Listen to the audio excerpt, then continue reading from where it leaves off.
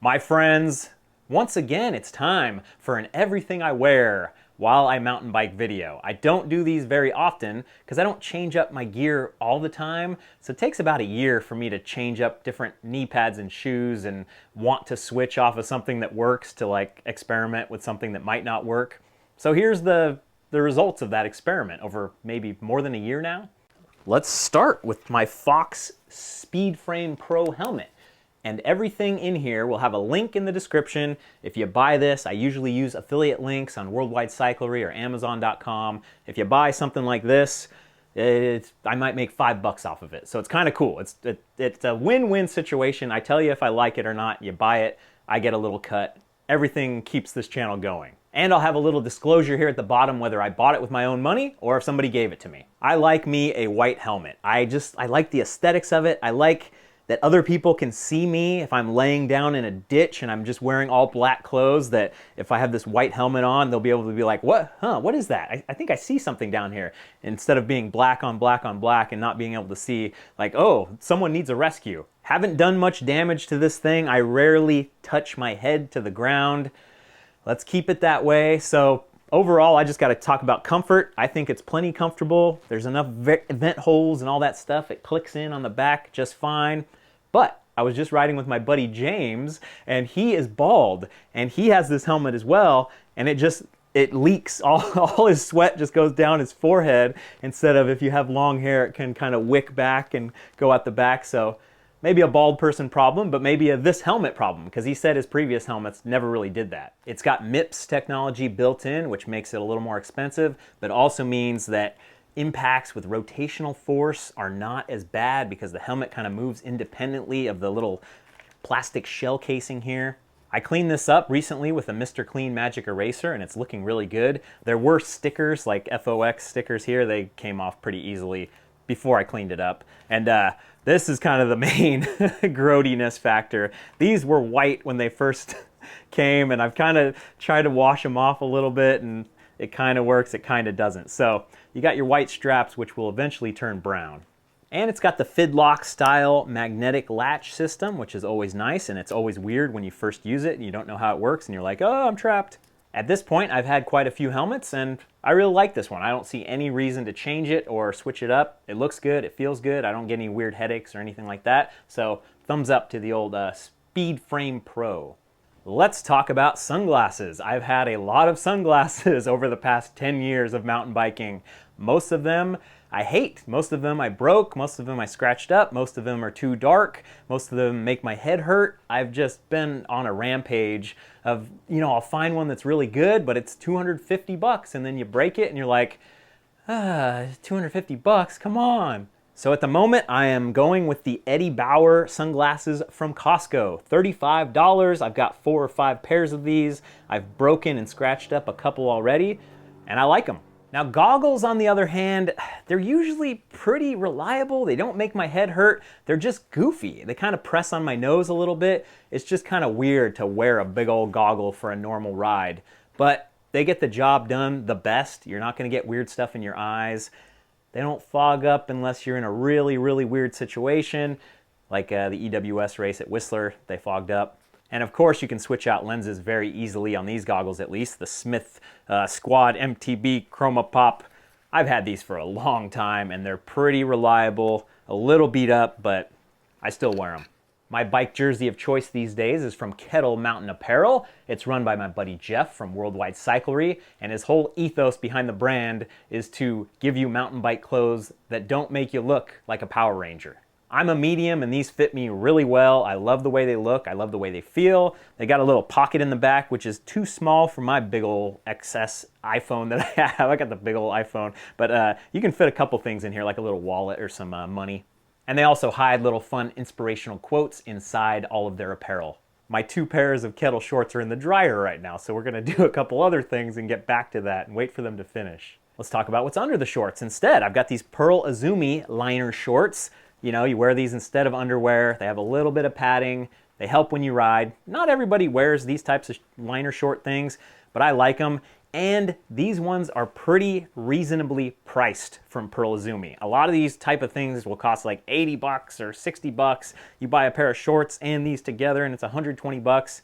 These are much more reasonable. I think I bought 5 pairs of these about 2 years ago. So they're holding up pretty strong. I can't think of any of them that have fallen apart yet. My go-to socks are also from KETL. I just love everything they make, and these socks are really comfortable. You put them on, they feel good.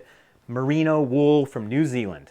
They've got extra padding and reinforcement in the toe and the heel, and it actually matters. You actually feel the difference. I don't always wear gloves, but when I do, I wear my BKXC Handup gloves. These are pretty much sold out. There might be 2 or 3 of these left, so click the link, buy them, sell me out of these things. They're just nice and simple gloves. They go on easy, you pull them on. You got the rag here for a runny nose or wiping your brow. The sizing on these always feels a little small to me, so I would go up a size if you can. I wear double XL gloves mostly, and all other sizes and stuff like that. And these are still a little bit tight in the thumbs, but then you kind of break them in and get used to it, and they're good to go. How about a rain jacket? This is my GORE R3 weatherproof, waterproof, I forget what they claim. You know, whenever you look these jackets up, they almost never claim like actual waterproof. They always kind of like get around it a little bit. But this has been amazing. I've featured this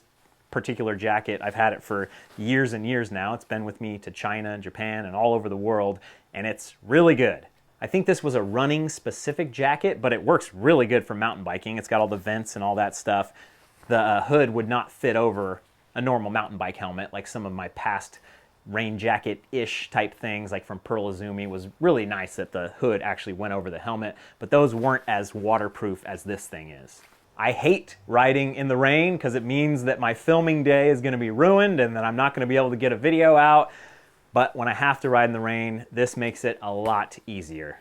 How about a little knee pad action, and be thankful that there's no smell-o-vision on this video. These are the 7 IDP Sam Hill knee pads, and man, they are really good. I think I got them at the beginning of the year, maybe February or so, and we're rolling into October now, and they've almost like kind of worn out. They've gotten really stretched out in the thigh here. They kind of have started slipping a lot more, so I really like the form and the fit of these knee pads, but it almost feels like a disposable item that you're gonna have to buy once a year.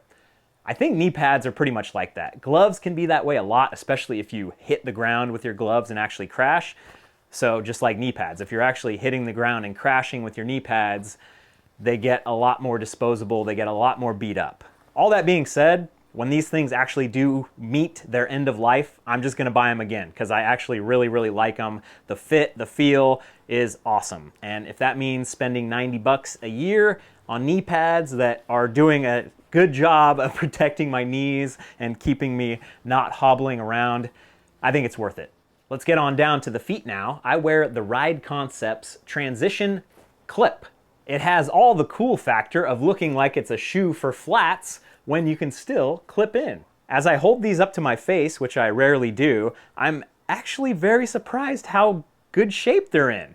There's obviously a couple little superficial scuffs and scratches, but the wear out factor is almost non-existent. One of my buddies who runs flats loves these shoes, and he was like, man, the sole just runs out way too fast, so you have to buy 1 pair a year. But these bad boys with the clips, I do not see any sign of these slowing down. And that's pretty important when you spend 160 bucks on a pair of shoes. But I'm pretty blown away right now. I see a little bit of wear up here at this side, but good stuff. I think it just might be where my foot is rubbing on the crank every once in a while. Maybe that's what's doing the damage. Thumbs up for these bad boys too. I don't wear this big old EVOC Explorer Pro 30 very often anymore, but it's a good bag. If you want a big old bag to carry around all kinds of stuff throughout the day, it works well. There's not even though this back thing has a ventilation, there's not a ton of back ventilation, just like with every pack. But this thing is good if you're taking on a big, long day where you need 3 liters of water and a bunch of food. It's got helmet carry straps, which I've used many times doing hike-a-bikes in Spain. Really good accessible side pockets, and it stays on your back really well. When you tighten it down, it doesn't flop around that much. So here's the bag I switched to now for most of my rides, the Osprey Savu 5. And if you remember, when I first started this channel, I always wore an Osprey pack because that pack just lasted forever, and then I kind of wanted something bigger. Now I kind of wanted something smaller. While I may have big hands, I am still a small-waisted gentleman, and I really have to crank this thing down to keep it from flopping around on my body. And almost when I wear it above my waist a little bit, which isn't the best, but if you wear it right at your waist and you cinch it down, I get a lot of rubbing on like the little pelvic bone, I guess it is, kind of that side. It's just, there's not much fat right there, so it just rubs me bad. Some may say I bring too much with me on every single ride.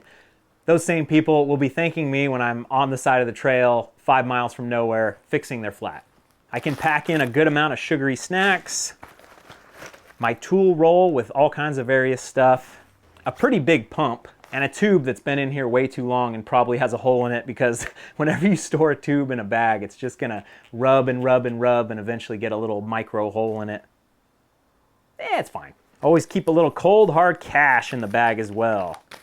$15 doesn't go as far as it used to, but it'll get you out of a little jam. The biggest worry, of course, is going from 3 liters of hydration to not as many liters of hydration. You can store water bottles in here really nicely too. It flips right over the top and secures it. So you can store 2 bottles and then you put a bottle on your bike. But what I've been doing lately is just drinking a nice big bottle of liquid before I go out on my rides. So I'm already a liter in of hydration instead of like, you know, showing up to the ride completely dehydrated and going for a ride and then being like, oh, I need all this water. So far, the strategy has worked out really good. And of course, in the van after the ride, I've got a couple drinks in the fridge. Laundry's done.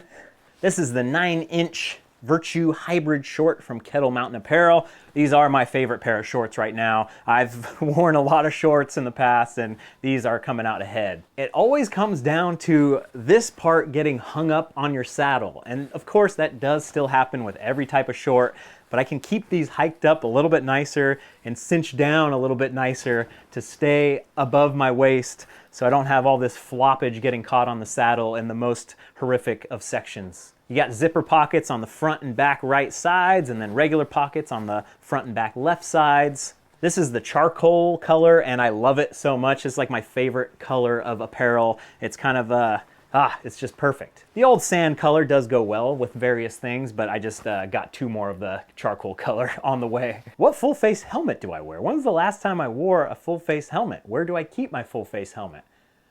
I don't think I have any answers for that question. Is it up here? Found it!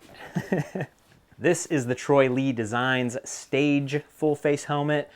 It's got MIPS, but it's basically a regular helmet. It's very lightweight compared to the other real deal full face helmets that offer much more protection.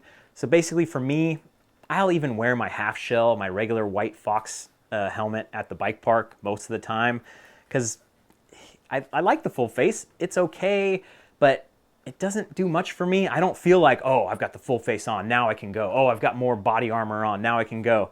I feel about the same wearing this or wearing my regular helmet. So it's nice, it works, but it rarely comes out. And of course that will all change when I crash and knock some of my teeth out and I'm like, okay, I'm gonna wear a full face helmet on every single ride. A lot of people do that and to each their own. I think that's totally fine if it makes you feel comfortable and good and actually saves you from plastic surgery. It's a good thing. And before we go, I've got one more item that I have to talk about. It kind of doesn't fit into any category, but I get asked about this thing all the time and people are like, what was the video where you showed the thing? This is my little carrying case from Cat 5 Gear. Sarah got it for me as a present and I take it everywhere now. It's so nice to have your helmet, your knee pads, my shoes. I can put my GoPro stuff in here. I can carry a lot of stuff in this bag and take it from place to place. And if I always know I am keeping it in this bag, then I know I pick up the bag, I move it around, I'm good to go. I don't even know how I used to manage everything before I had this bag. I would hang my helmet up in the van and then I would like tuck my shoes in a different spot and then my knee pads would kind of go over here.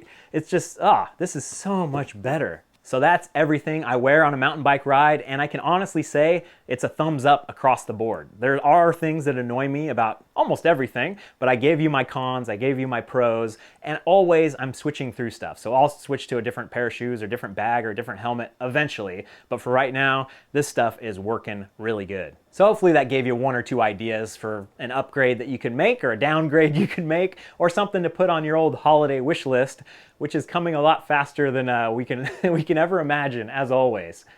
But until then, do me a favor, go ride something new, and maybe I'll see you on the trail.